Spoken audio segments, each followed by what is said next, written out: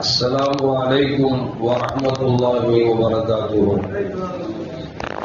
الحمد لله رب العالمين والصلاة والسلام على أشرف المرسلين وعلى آله وأصحابه وأزواجه وذرياته وأهل بيته أجمعين. சங்கைக்கும் மென்மைக்கும் உரிய பெரியோர்களே, சகோதரர்களே, எல்லாம் வல்ல அல்லாஹு ஜல்ல ஜலாலுஹு செய்யக்கூடிய எல்லா நற்காரியங்களையும் முகஸ்துதியின்றி இஹ்லாஸான முறையில் இறைவனுக்காக மட்டுமே செய்யப்பட்ட நல்வணக்கங்களில் நம் வணக்கங்களை அல்லாஹ் கபூல் செய்து கொள்வானாக.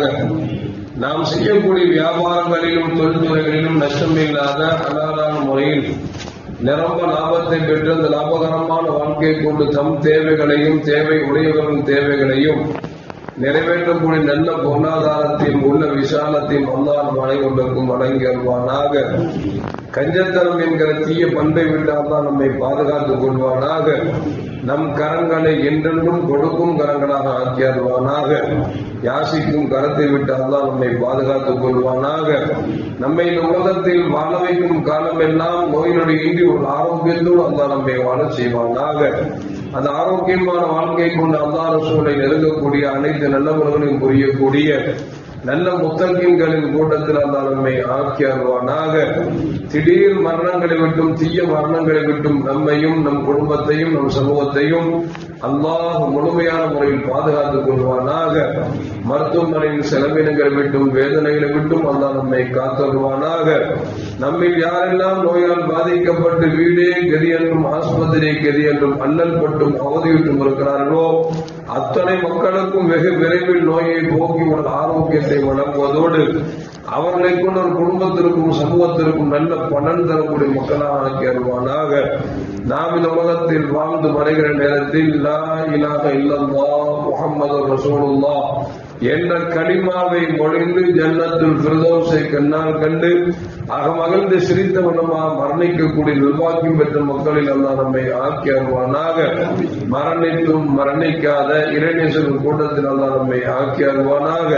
நாளை மறுமையிலே தாவா முஹம்மது ரசூலுல்லாஹி ஸல்லல்லாஹு அலைஹி வஸல்லம் அவர்களின் திருக்கரங்களால் ஹவுதுல் கௌஸர் என்கிற தடாகத்தில் நீர் வருகி அன்னாரின் ஷஃபாஅத்தை பெற்று அன்னாரின் கரம் பிடித்து ஜன்னத்துல் ஃபிர்தௌஸ் என்ற உயர்ந்த சொர்க்கத்தில் அவர்களோடு அல்லாஹ் நம்மை அமரச் செய்வானாக. எல்லாவற்றுக்கும் மேலாக இறை அன்பை பெற்று இறைவனை பார்த்து பரவசம் அடையக்கூடிய அவனுடைய லிக்காவையும் ரிதாவையும் பெற்ற மக்களில் அல்லாஹ் நம்மை ஆக்கி அருள்வானாக.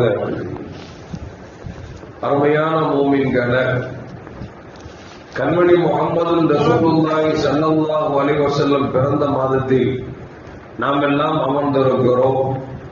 இன்றைய மகரிபாகிவிட்டது என்று சொன்னால் பிறை 12. அந்த அடிப்படையில் பார்க்கிற பொழுது நாளை மீலாத் விழாவாக இருக்கிறது. உலகெங்கிலும் எல்லா பள்ளிவாசல்களிலும் மீலாதையும் மௌலிதையும் சிறந்த முறையில் மூமினான மக்கள் முகமது ரசூலுல்லாவை ஆசிக்கக்கூடிய நேசர்கள் சீரும் சிறப்பாக நடந்து கொண்டிருக்கிறார்கள். அந்நாளில் செய்யக்கூடிய எல்லா நற்காரியங்களும் அல்லாஹ் கபூல் செய்து அதன் பிரதி உபகாரமாக அல்லாஹு ஜல்ல ஜலாலுஹு நபியின் நேசத்தையும் அவர்கள் வாழ்வையும் பின்பற்றி வாழக்கூடிய நல்ல முத்தகீன்களின் கூட்டத்தில் அல்லாஹ் நம்மை ஆக்கி அருள்வானாக. அருமையான மூமின்களே, அல்லாஹ் குர்ஆனில் எங்கெல்லாம் எனக்கு கட்டுப்படுங்கள் என்று சொல்கிறானோ அங்கெல்லாம் அதற்கு அடுத்து சொல்லக்கூடிய வார்த்தை ரசூலுக்கும் கட்டுப்படுங்கள் என்கிறார். அத்தீவுல்லாஹ வ அத்தீவுர் ரசூல், அல்லாஹ்வுக்கு கட்டுப்படுங்க, அல்லாஹ்வின் தூதர் முஹம்மது ரசூலுல்லாஹி ஸல்லல்லாஹு அலைஹி வஸல்லம் அவங்களுக்கு கட்டுப்படுங்க அப்படின்னு சொல்லி அல்லாஹ் குர்ஆனில் எத்தனை வசனத்தை இறக்கி இருக்கிறானோ எனக்கு கட்டுப்படுங்கள் கட்டுப்படுங்கள் என்று எங்கெல்லாம் திரும்ப திரும்ப சொல்கிறானோ அங்கெல்லாம் அடுத்த வார்த்தை அத்தீவுர் ரசூல், ரசூலுக்கு கட்டுப்படுங்கள் என்று சொல்லுகிறார். கண்மணி முஹம்மது ரசூலுல்லாஹி ஸல்லல்லாஹு அலைஹி சொல்லுவாங்க, மன் அத்தாஅனி ஃபகத் அத்தா அல்லாஹ், எனக்கு யார் கட்டுப்படுகிறாரோ அவர் அல்லாஹ்வுக்கு கட்டுப்பட்டவராவார். வமன் அஸானி ஃபகத் அஸல்லாஹ், யார் எனக்கு மாறு செய்கிறாரோ அவர் அல்லாஹ்வுக்கு மாறு செய்தவர் என்று முஹம்மது ரசூலுல்லாஹி ஸல்லல்லாஹு அலைஹி வஸல்லம் அவர்கள் நமக்கு சொல்லி காட்டுகிறார்கள். உண்மையில் அப்படித்தானே. அல்லாஹ்வுக்கு கட்டுப்படுங்கள் என்று சொன்னால் எப்படி கட்டுப்பட முடியும்? அல்லாஹ்வை பார்த்ததுண்டா? அல்லாஹ்வின் பேச்சை கேட்டதுண்டா? அல்லாஹ்வின் ரஹ்மத்தை கேட்கிறோமே, அந்த ரஹ்மத்தையாவது கேட்டிருக்கிறோமா என்று பார்த்திருக்கிறோமா என்றால் எதுவுமே இல்லை.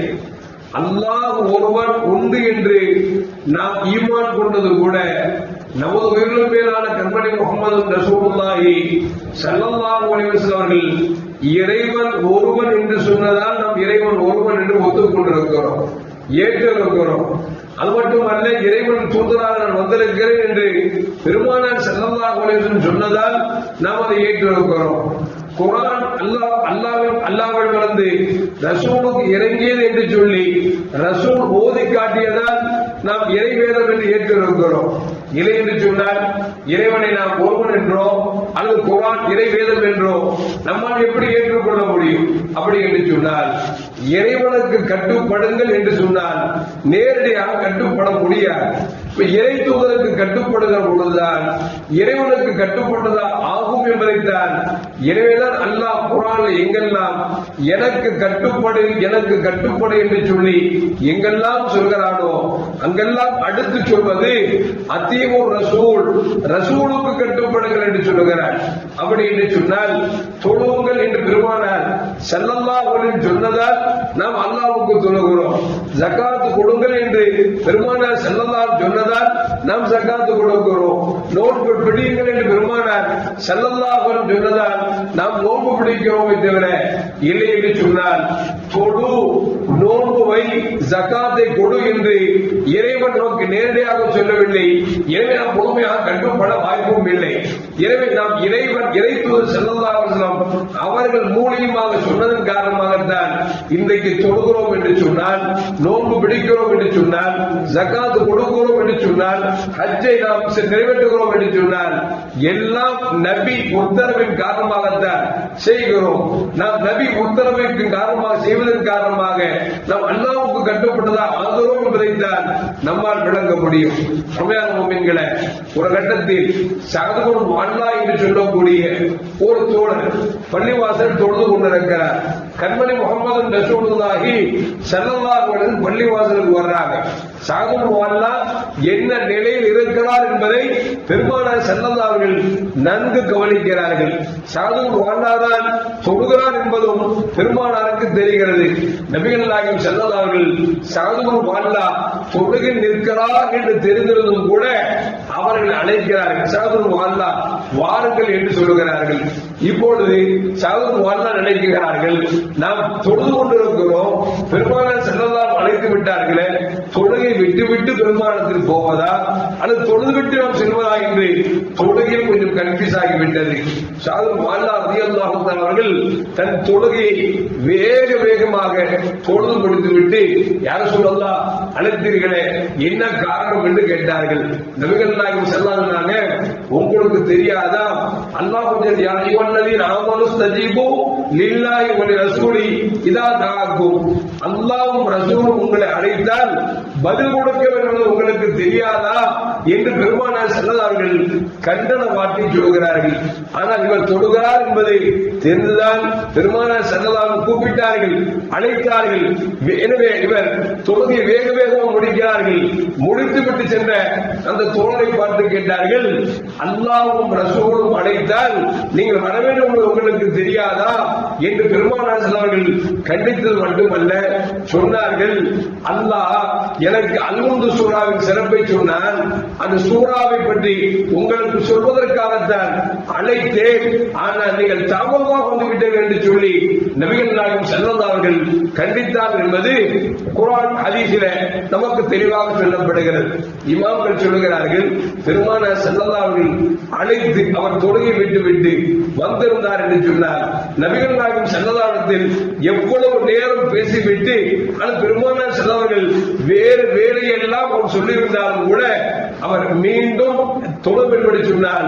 எந்த நிலையில் தொழுகை விட்டாரோ அதே நிலையில் தொடர்ந்தால் மட்டும் போதும், தொழுகை முடியாது என்பதை என்பதை நமக்கு இமாம்கள் சொல்லித் தருகிறார்கள். உதாரணத்துக்கு வச்சுக்குமே, ஒரு ஆள் தொழுகிறாரு, நான் வர்றேன் அதிர்த்து வர்றேன் வச்சுங்களேன், அஸ்ஸலாமு அலைக்கும் சொல்லிட்டேன், அதிர்த்து சலாம் சொல்லிட்டாங்களே, வலைக்கும் சலாம் அதிர்த்து வச்சுங்களேன், தொழுக பாத்திரா போயிடும், தொழுக முடிஞ்சிடும், திருப்பி அடிச்சிடும் தொழுகும். உதாரணத்துக்கு 4 ரக்காத் தொழுது இருக்காரு, நாம் சலாம் சொன்னேன், யதார்த்தமா ஒரு பதில் வலைக்கும் சலாம் சொல்லிட்டாருன்னா தொழுக முடிஞ்சிடும், தொழுகை 4 ரக்காத்தும் திருப்பி தொழுக வேண்டும். ஆனா நபிகள் நாயகம் சொல்றார்கள், தொழுகிற அழைச்சாங்க பார்த்தீங்களா, அவர் போய் சல்லல்லாஹு அலைஹி வஸல்லம் ஒரு மணி நேரம் பேசுறாங்க, அல்லது கடைக்கு போக சொல்றாங்க, எங்கேயோ போக சொல்றாங்க, போயிட்டு வந்துட்டு அவர் தொழுகை திருப்பி தொழுக வேண்டுமா என்றால் திருப்பி தொழுக வேண்டியதில்லை.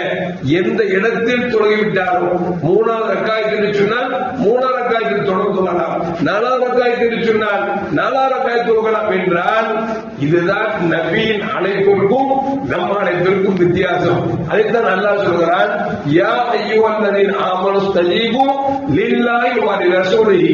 அல்லாஹ்வும் ரசூலும் அழைத்தார். இங்க ரசூல் தான் அழைக்கிறாங்க.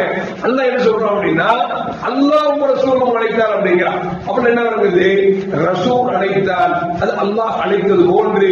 எனவே அல்லாஹ் ரசூல் அவர்களுக்கு நீங்கள் கட்டுப்பட்டால் ரசூலுக்கு கட்டுப்பட்டது போன்று இருக்கிறது என்று அல்லாஹ் வசனத்தில் இறக்கி சொல்லி தருகிறான் என்று சொன்னார். அருமையான மக்களே, இந்த ஒரு செய்தி போதும் முஹம்மது ஸல்லல்லாஹு அலைஹி அவர்கள் எந்த அளவுக்கு அந்தஸ்தில் உயர்ந்தவர்களாக அல்லாஹ் வைத்திருக்கிறார் என்பதை நம்மால் விளங்க முடிகிறது. எனவே அருமையான மக்களே, முஹம்மது ஸல்லல்லாஹு அலைஹி அவர்களுக்கு அல்லாஹ் தனி அந்தஸ்தை கொடுத்திருக்கிறார். சில பேர் சொல்றாங்க ஸல்லல்லாஹு அலைஹி வஸல்லம் எப்படி அப்படின்னா வாய் சொல்றதுக்கு கூச்சுது, அவர் போஸ்ட்மேன் மாதிரி ஆகியிருக்காங்க. எப்படின்னா நபிக்கு வேலை என்னங்க, அவர் ஏகத்துவத்தை வந்து கொடுத்தாங்க, தூது வந்து சொன்னாங்க, முடிஞ்சு போச்சு, அவ்வளவுதான். அவர் சாதாரண மனிதர் தானே தவிர அவருக்கு என்று எந்த பவரும் இல்லை என்று சொல்லக்கூடிய அளவிற்கு நபியை சொல்லுகிற பொழுது ஒரு போஸ்ட்மேனாக ஒப்பிட்டு சொல்லக்கூடிய அளவிற்கு இன்றைக்கு இருக்கிறார் என்று சொன்னால் அல்லாஹ் தான் காப்பாற்று. ஏன்னா நபி இல்லை என்று சொன்னால் இஸ்லாம் இல்லை, நபி இல்லை என்று சொன்னால் இறைவன் நமக்கு தெரிய போவதில்லை, நபி இல்லை என்று சொன்னால் எதுவும் இல்லை என்கிற அளவுக்கு தான் அல்லாஹ் அப்படி அமைப்பை வைத்திருக்கிறார் என்பதை நாம் விளங்கிக் கொண்டோம் என்று சொன்னால் நபியின் மகத்துவமும் அவருடைய எவ்வளவு புரிய வைக்க என்பதை நம்மால் விளங்க முடியும். எல்லாம் பண்ண அல்லாஹ் ஜல்ல ஜலாலுஹு நபியை சஹாபாக்கள் எந்த நல்ல பார்வையில் பார்த்தார்களோ அந்த நல்ல பார்வையை பார்க்க வேண்டும் தவிர வஹாபிகள் பார்க்கக்கூடிய கள்ள பார்வையில் பார்த்து விட்டோம் என்று சொன்னால் பெருமானார் ஸல்லல்லாஹு அலைஹி புகழ்வதும் அவர்கள் மீது மீளாது எடுப்பதும் இதுவெல்லாம் சிறுக்கும் விதத்தாகத்தான் தெரியும் என்பதில் இந்த மாற்று கருத்தும் அல்ல. எல்லாம் பண்ண அல்லாஹ் ஜல்ல ஜலாலுஹு சஹாபாக்கள் பெருமானாரை எந்த உன்னத பார்வையில் பார்த்தார்களோ அந்த உயர்ந்த பார்வையில் பார்க்கக்கூடிய நல்ல முத்தகீன்களின் கூட்டத்தில் அல்லாஹ் என்னையும் உங்களையும் ஆக்கி அருள்வானாக. அஸ்ஸலாமு அலைக்கும் வரஹ்மத்துல்லாஹி வபரகாத்துஹு. அல்லாஹு அலா முஹம்மது ஸல்லல்லாஹு அலைஹி வஸல்லம். ஸல்லல்லாஹு அலா முஹம்மது ஸல்லல்லாஹு அலைஹி வஸல்லம். ஸல்லல்லாஹு அலா முஹம்மது யா ரப்பி ஸல்லி அலைஹி வஸல்லம்.